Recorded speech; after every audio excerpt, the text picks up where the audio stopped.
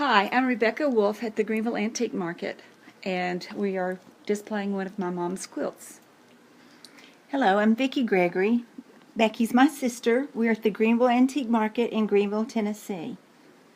This quilt was made probably in 1955, 1956, and I can remember that because I was about 5 or 6 years old when Mother was making this quilt.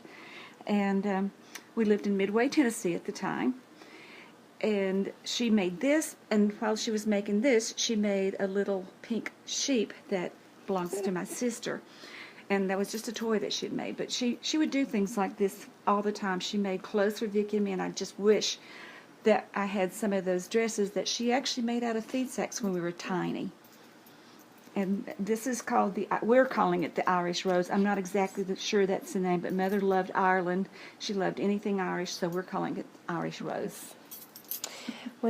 Vickie, describe the quilt a little bit. What do you love about it? Oh, I just love seeing the tiny stitches and knowing that my mother just so lovingly stitched that together.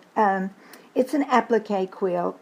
There's maybe, 3 colors of pink. That pink and green have always been favorite color combinations. And so I just think it's pretty and happy, just like the memory of our mother. She was pretty sweet, wonderful lady that always was busy with her hands, whether it was sewing or cooking or gardening. She was a busy woman, and this just is just a happy reminder of her. Our work ethics came from our mother and dad. So. And tell me a little bit about, we're here in the Greeneville Antique Market, which you all own. We so do. Tell me a little bit about how you came to own and start this business. Our folks died. My mother died first in 98, and 6.5 months later our dad died. He died suddenly.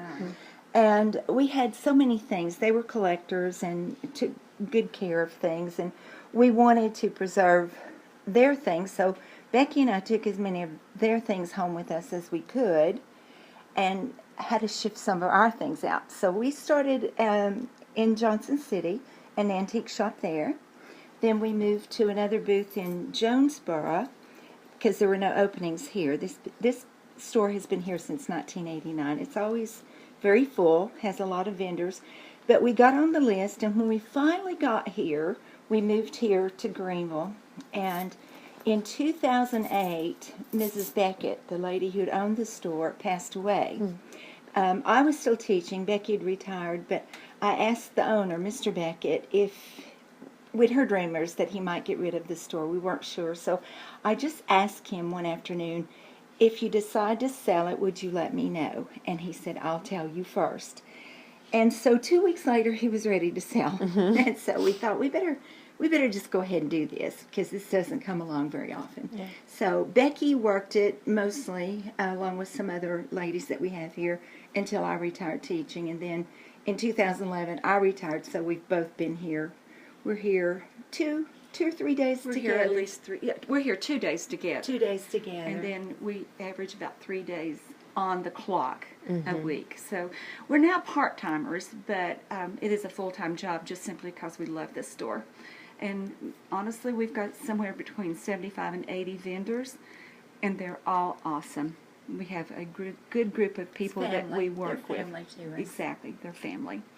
Now it's more to the fun part, you know. Most We're of the now maintenance there. is done. Yeah. Although I was on the roof Sunday fixing a leak. I wasn't. Well, there's always something. It's an old building, so you're going to always have something. Former Miller's Department Store. While we were growing up, it was Miller's Department Store.